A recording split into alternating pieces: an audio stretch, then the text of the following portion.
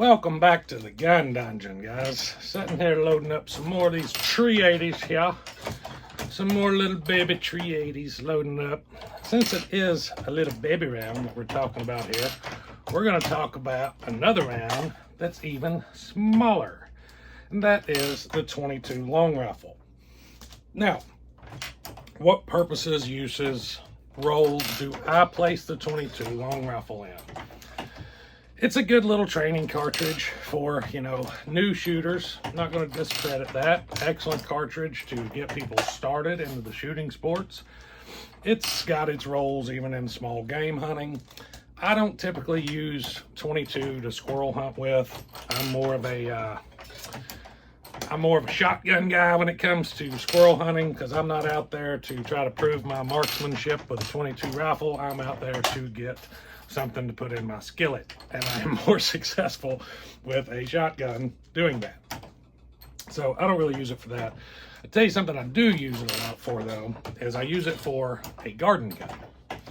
And I have a .22 right by my kitchen window that's sighted in from my kitchen window to the center of my garden, and it's used a lot early in the gardening season.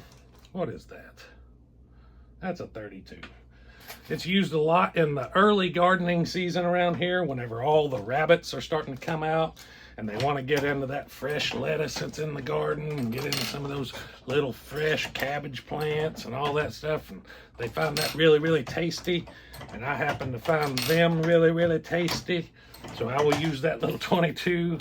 It's I want to say it's a Stevens or a Savage 64 or something like that.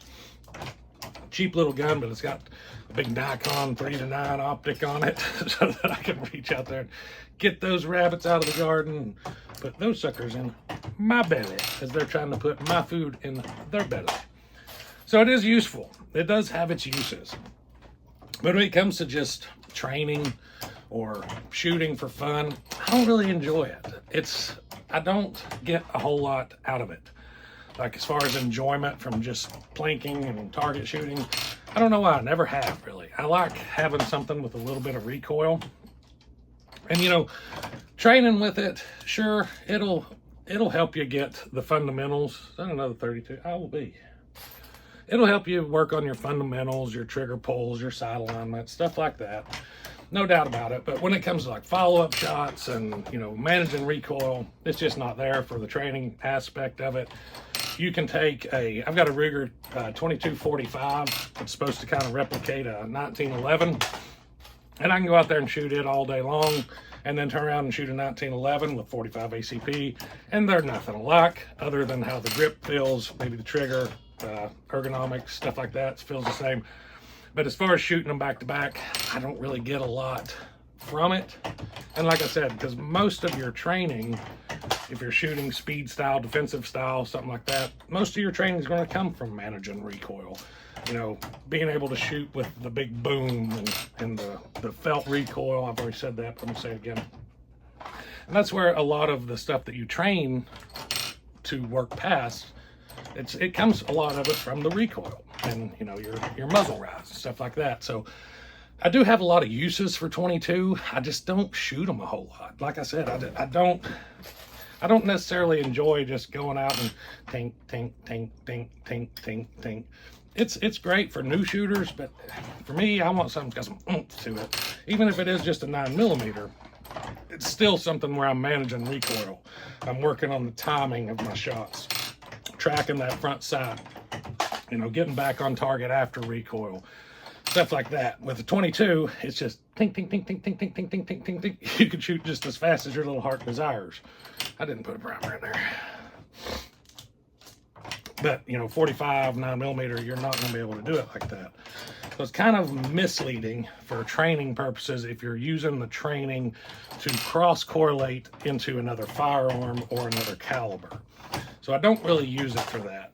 But, even rifles, I don't enjoy shooting them. It's just, I don't enjoy the lack of recoil. It's kind of like shooting a pellet gun.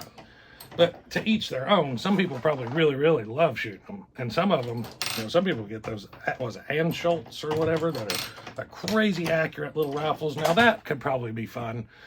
trying to poke little tiny groups in paper or something like that. I could see that being fun. But, you know, typically off the shelf Ruger 1022 or something like that, it'd be about a 2 MOA gun, probably, unless you pull quartz in it out or something like that. So, I mean, it is what it is. Great for starting people out on, great for time killing, something like that. They're cheap to shoot. That is one big perk of the 22. Very, very cheap to shoot. But, you know, if you reload, you can shoot fairly cheap anyways. But, you know, 'tis what it is. I like 22 for certain things.